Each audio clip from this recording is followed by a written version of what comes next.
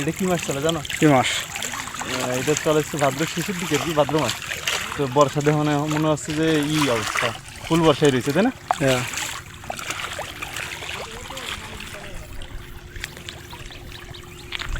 আচ্ছা ভাইয়া, ওই বড়ই বাগানটা দেখাইলে কেমন হয় জনগণকে? এবার বছর কিন্তু আমার পানি হয়েছে না ভাই, বড়ই গাছে। বড়ই গাছ তো দেখাবোই তো এই জন্যই, আপনি বোঝেন না কেন?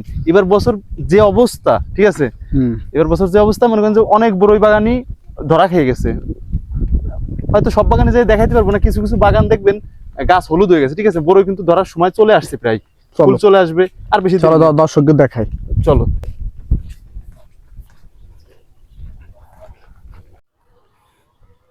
আসসালামু আলাইকুম দর্শক, আপনাদেরকে আজকে দেখাবো যে এই বছর, ঠিক আছে, আমরা কি একটা বিপর্যয়ের ভিতর গেছি।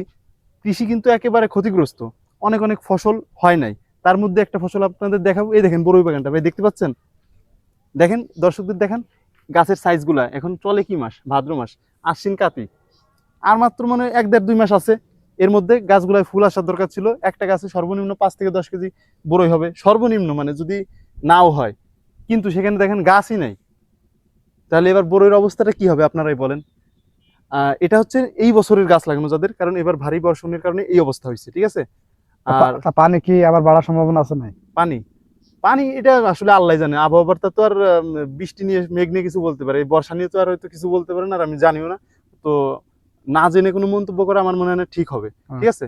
আর আপনাদের দেখাবো এই যে গত বছরের যে গাছগুলো ছিল, সেই পুরন বাগান, ঠিক আছে, পুরন বাগানটা। আসেন চলো।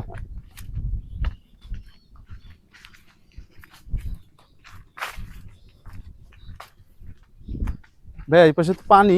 আসেন, তাও কষ্ট করে আসেন তো। আমি আসবো। আসেন আসেন আসেন, কষ্ট করেন।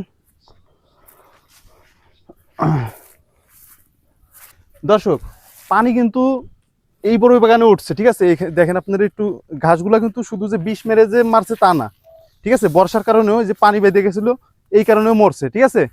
ভিতরে আসেন ভাইয়া, কোনো সমস্যা নেই, আমাদের পরিচিত লোকের বাগান। এই দেখেন গাছে ফুল চলে আসছে। আপনারা বলছি না যে আর বেশি সময় নাই। ভাই আসেন তো একটু দেখাই। এই দেখেন, এই দেখেন, দেখছেন গাছে ফুল না? আর বেশি দিন কিন্তু বাকি নেই। আশা করতেছি আমরা, যত বাগান ছিল পুরনো বাগান, যারা পুরনো বাগানটাকে রাখছিল, সেই গাছগুলো কিন্তু বড় ছিল। অতএব ওই মূলগুলো শক্ত থাকার কারণে ওই গাছগুলো করতে পারছে, মানে যতই বৃষ্টি হোক ওর সহনশীলতা ছিল বেশি। আর যেগুলো কচি চারা ছিল, একেবারে ছোট চারা থেকে লাগাইছিল, কলবের চারা, সেগুলো কিন্তু দেখছেন কি অবস্থা। তো কৃষিকাজ করলে ভাই একটু বুঝে শুনে করবেন। আর আমার মনে হয় যে কোনো একটা বড়ই বাগান সর্বনিম্ন 2 বছর রাখা উচিত, সর্বনিম্ন 2 বছর রাখা উচিত। 2 বছর পরে উঠাই বললে সেটা ঠিক আছে, কিন্তু প্রতি বছর আমি করা দেখতেছি যে অতটা বেশি লাভবান না, অনেক বেশি খরচ। কারণ প্রথমবার করলেন, আপনার লাখে টিকে গেছে, দেখা যাচ্ছে যে টিকে গেল, আপনি পাইছেন বেশ কিছু টাকা। প্রথম যে চারার গাছ, ওই গাছটাই অবশ্যই বড়ের সাইজ ভালো, সব কিছু ভালো, কিন্তু ভাই খরচ আছে, প্রচুর খরচ। মানে কি বলবো, অনেক ধাপে ধাপে খরচ। যারা কৃষিকাজ করেন জানেন। অতএব বিস্তারিত বলতে পারতেছি না এখন, আমাদের হাতে সীমিত সময়। কিন্তু দ্বিতীয় বছরের যে গাছ, ভাই এই দেখেন গাছে কোনো খরচ নাই, গাছে কোনো খরচ নাই। এই যে ভাইয়া একটু আসেন, সার দেখাই। এই দেখেন, এই যে মনে হয় 1 ধাপ সার মাত্র দিছি, 1 ধাপ দেখা যাচ্ছে। আপনাদের হাতে উঠাই দেখাবি, ক্যামেরা মনে পাবে না, সারের দানা দেখা যায়, দেখছেন তো? মাত্র 1 ধাপ সার দিছে। ঘাস পাতা যেমন যাই বড় হোক, গাছের জন্য কোনো ক্ষতি হয় না। তো সবার কাছে একটাই আকাঙ্ক্ষা থাকবে, একটাই দাবি থাকবে, যারা বাগানি। আমি কিন্তু ভাই কোনো বাগানের মালিক না, কিন্তু ভাই আমি কিন্তু মানুষের জমিনে কৃষি কাজ করছি, অনেকের খেতে কাজ করছি, অনেকের বড়ই গাছ লাগাই দিছি, মানে A to Z, বড়ই ছেঁড়া পর্যন্ত, ঠিক আছে, কাজ করছি, আমি দেখতেছি।